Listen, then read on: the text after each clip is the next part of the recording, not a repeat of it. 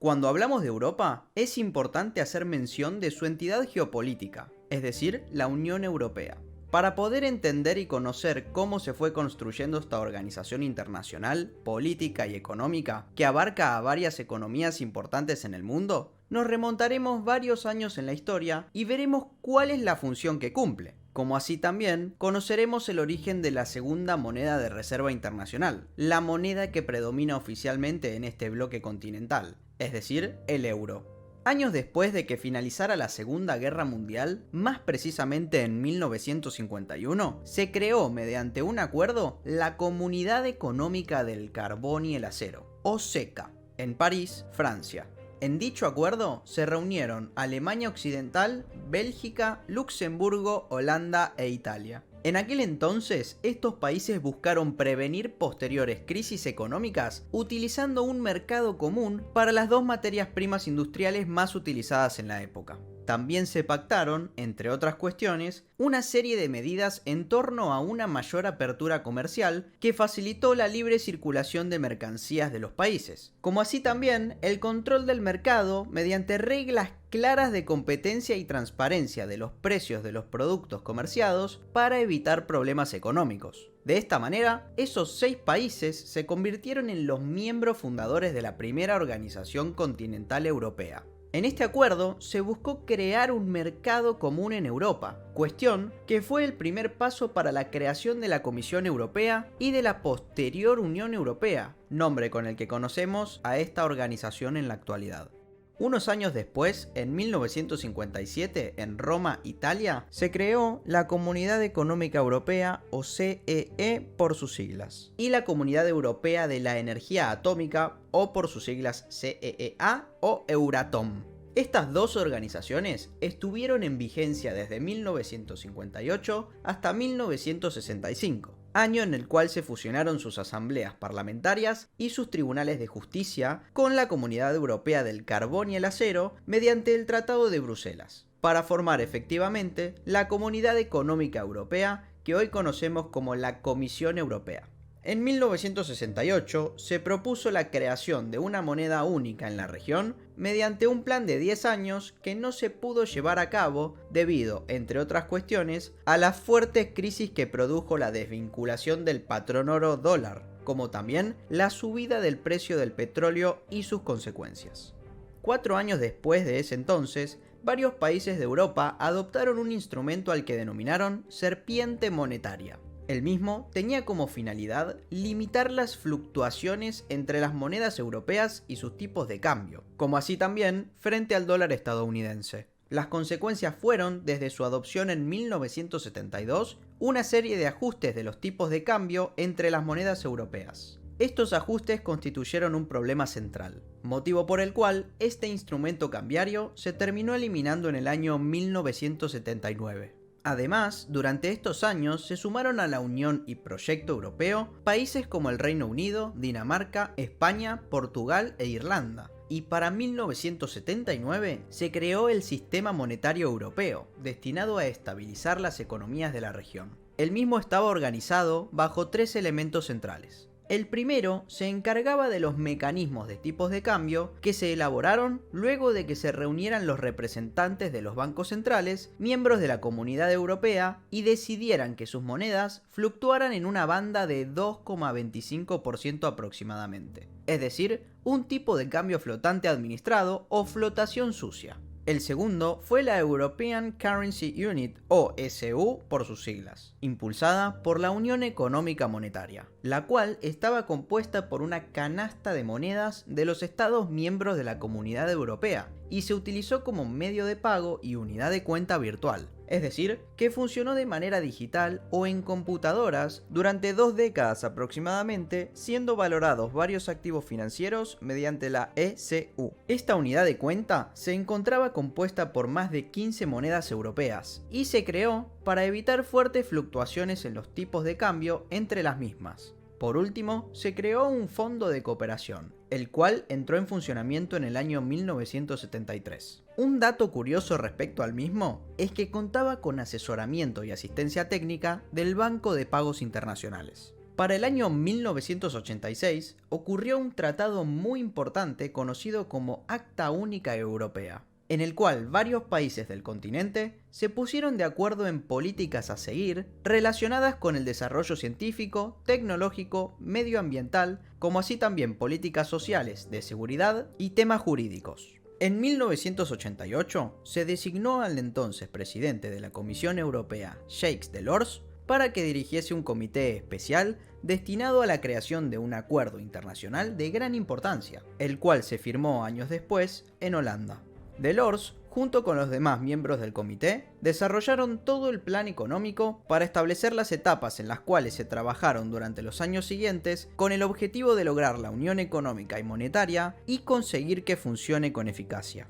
Al año siguiente, con la caída del muro de Berlín, algunos países que estaban influenciados por la parte oriental de Alemania y la Unión Soviética comenzaron a tener mayores relaciones comerciales y diplomáticas con los países de la Comunidad Europea. En ese momento se firmaron acuerdos entre los mismos por diferentes motivos económicos. El plan económico que se trazó para la unificación de la moneda y el mercado europeo fue dividido en 3 etapas, las cuales se fueron realizando desde 1990 hasta 1998. La primera etapa se centraba básicamente en la cooperación entre los bancos centrales miembros y comenzó el 1 de junio de 1990 con la apertura total de los movimientos de capitales dentro de la Comunidad Europea. En 1992, antes de que comenzara la segunda etapa de este plan, se firmó el Tratado de Maastricht, al que se conoce también como Tratado de la Unión Europea, el cual fue un acuerdo muy importante ya que es considerado como uno de los tratados fundantes de la Unión Europea. En este documento se acordaron cuestiones de justicia, seguridad y políticas exteriores que fueron determinantes para la unificación del bloque geopolítico. Para 1994 comenzó la segunda etapa del plan para la unificación monetaria europea. En esta se puso énfasis en el objetivo de unir momentáneamente a los países, y para ello se decidió crear aquellas instituciones necesarias para cumplir con estos fines. Así, se creó el Instituto Monetario Europeo, o IME por sus siglas, el cual comenzó sus actividades en la ciudad de Frankfurt, Alemania, el día 1 de enero de 1994. Se podría decir que el Instituto Monetario Europeo fue una institución temporal que allanó el camino al posterior Banco Central Europeo, dado que el Instituto Monetario Europeo llevó a cabo todos los trabajos y preparativos que permitieron que el Banco Central Europeo asuma sus responsabilidades y competencias en materia de política económica. En esta etapa se establecieron los procedimientos necesarios para alcanzar con éxito el plan propuesto desde 1988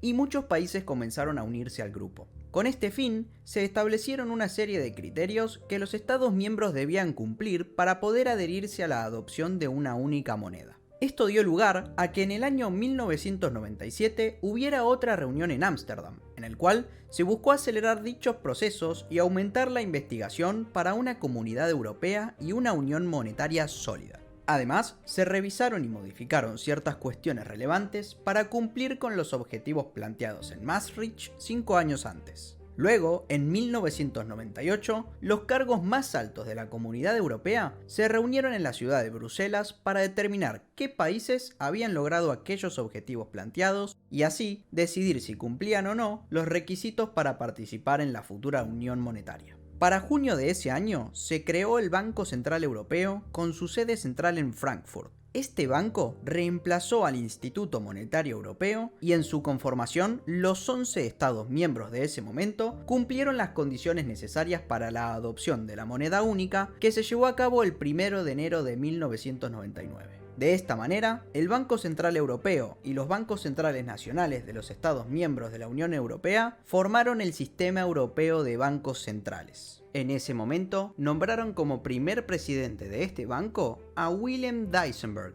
que presidió el mismo hasta noviembre de 2003. Para el año 1999 se había creado efectivamente el euro y los tipos de cambio contra las monedas que participaban en él quedaron fijados de manera irrevocable. Este fue el inicio de la tercera etapa. A partir del 1 de enero de 1999 se adoptó el euro y los bancos centrales nacionales transfirieron las competencias en materia de política monetaria al Consejo de Gobierno del Banco Central Europeo. Si bien el euro entró en vigencia de manera oficial en 1999, hubo un periodo en el que convivió con las monedas pertenecientes a cada uno de los países miembros, siendo principalmente una moneda de referencia. Esto permitió una transición ordenada hacia la nueva divisa, que se transformó el 1 de enero de 2002 en la única vigente en toda la Unión Europea, con ciertas excepciones. Actualmente el euro es la moneda de curso legal de 19 de los 27 países miembros de la Unión Europea y es la segunda moneda de reserva internacional luego del dólar estadounidense.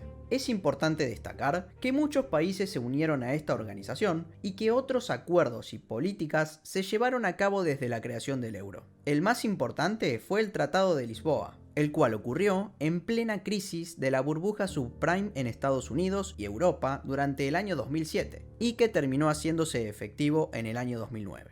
En ese momento se modificaron cuestiones muy importantes acerca del funcionamiento del Banco Central Europeo y su personalidad jurídica, siendo lo más destacable que a partir de la rectificación de este acuerdo, el Banco Central Europeo comenzó a ser reconocido de manera oficial como una institución de la Unión Europea. También varias cuestiones en torno a las demás entidades de la Unión Europea fueron modificadas. Tales son los casos del Consejo Europeo, el Parlamento y la Comunidad Europea, entre otros. Lo más importante es que aunque Europa haya conseguido su unión monetaria, el euro no sirvió como reserva de valor, debido a que desde su creación no ha parado de devaluarse frente a activos de resguardo como el oro. Este fenómeno se repite en prácticamente todas las monedas del mundo, aunque es destacable en las divisas más importantes, tanto en Estados Unidos debido a las políticas de la Fed, como en Europa a causa de las políticas del Banco Central Europeo. Este último, desde la creación de la nueva divisa, no ha parado de emitir billetes y crear dinero absolutamente de la nada, sin ningún tipo de respaldo, provocando en gran parte de la población europea pérdidas incalculables, potenciadas por las mismas políticas económicas y monetarias que dicho ente lleva adelante.